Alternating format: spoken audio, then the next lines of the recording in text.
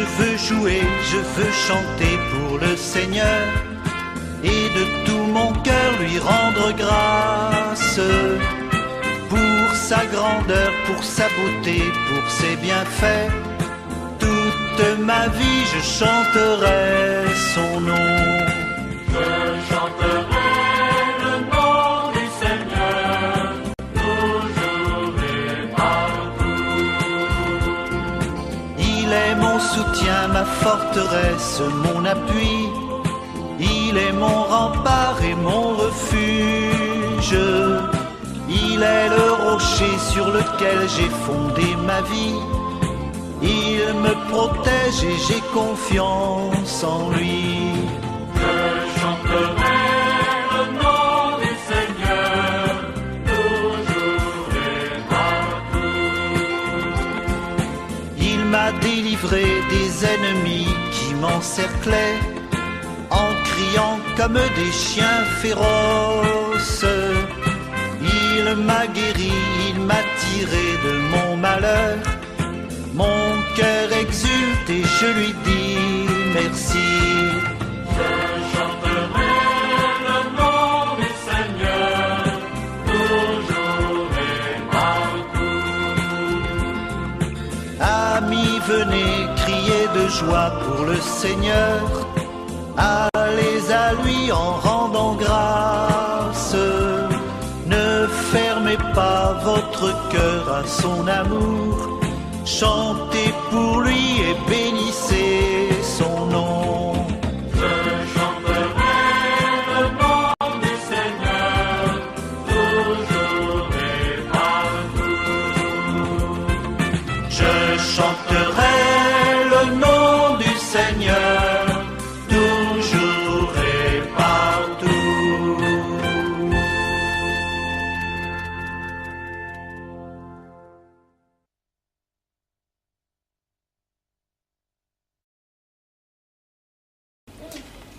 Éternel notre Dieu, notre Père, nous bénissons ton Saint-Nom, nous te louons, nous te célébrons, parce que tu es notre Adonai.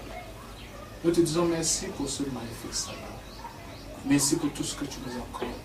Merci pour le souffle de vie, parce que nous t'avons prié au nom de Jésus-Christ. Amen. Amen. Ce matin, mes frères, mes sœurs, chers amis, je voudrais que nous cessions de réfléchir sur un sujet, sur un thème, dont le titre est « Une place pour notre Adonai ». Une place pour notre Adonai. C'est un titre, pour moi, qui est hors du commun. Une place pour notre Adonai. Tout à l'heure, nous avons lu un verset, un texte dans les Proverbes. Je souhaiterais que nous puissions encore lire ce texte-là. C'était le Proverbe, le chapitre 3, les versets 5 à 8. Il est écrit: confie-toi en l'Éternel de tout ton cœur et ne t'appuie pas sur ta sagesse. Reconnais-le dans toutes tes voies et il aplanira tes sentiers. Ne sois point sage à tes propres yeux. Crains l'Éternel et détourne-toi du mal. Ce sera la santé pour tes muscles et un rafraîchissement pour tes os. Merci beaucoup.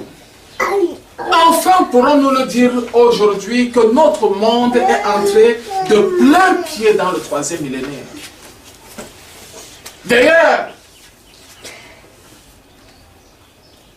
les grands dirigeants de notre monde ont célébré l'entrée du monde dans le 3e millénaire. Certains même ont donné le nom de l'ère du Verseau à notre millénaire. On dit que nous sommes aujourd'hui à l'ère du Verseau. Mais ce que nous constatons depuis que nous sommes entrés dans le 3e millénaire, c'est que notre monde est en pleine ébullition. La société est en totale effervescence. Il y a de l'agitation partout.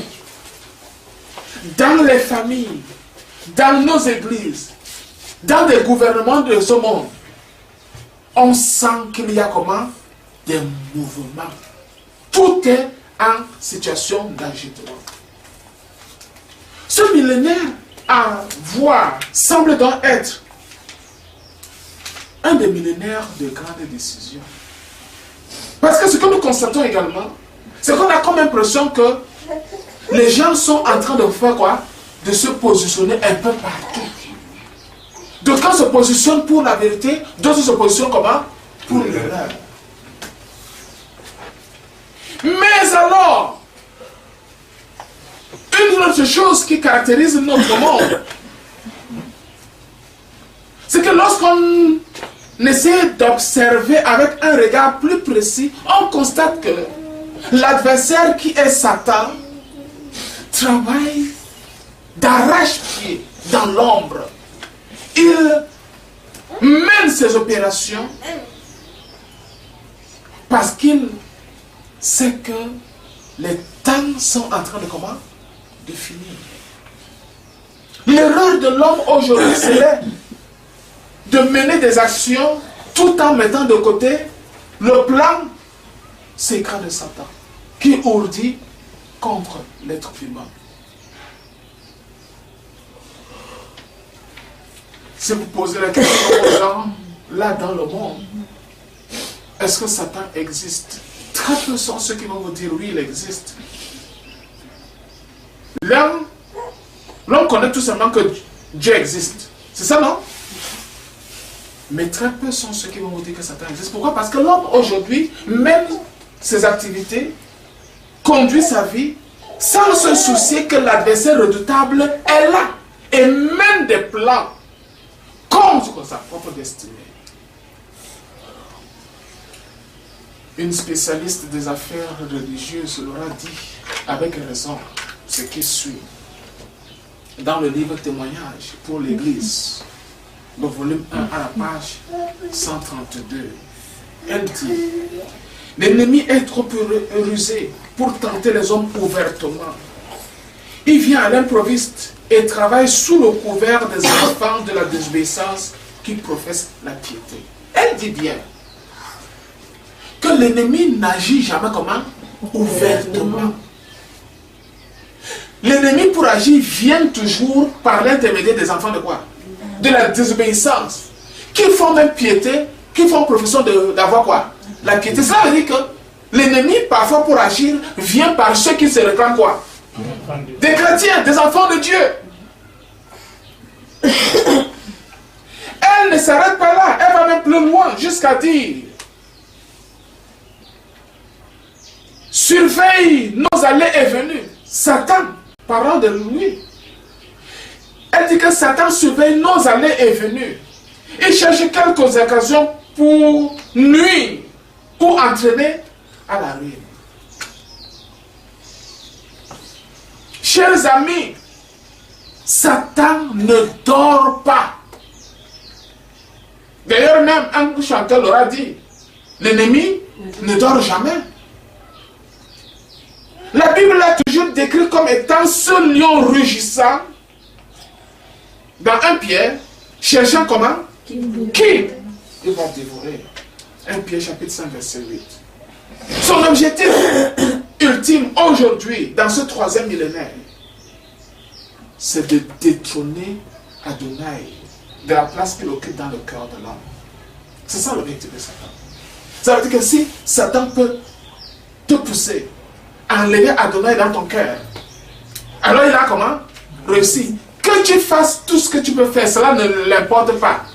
Mais dès qu'il a détrôné l'être suprême dans ton cœur, c'est bon. Mais qu'est-ce qu'il fait donc, ce Satan-là, pour pouvoir atteindre ses objectifs? La grande question est là. Qu'est-ce que Satan fait en ce 3e millénaire? Quelles sont les actions qu'il mène pour détrôner Adonai dans le cœur de l'homme?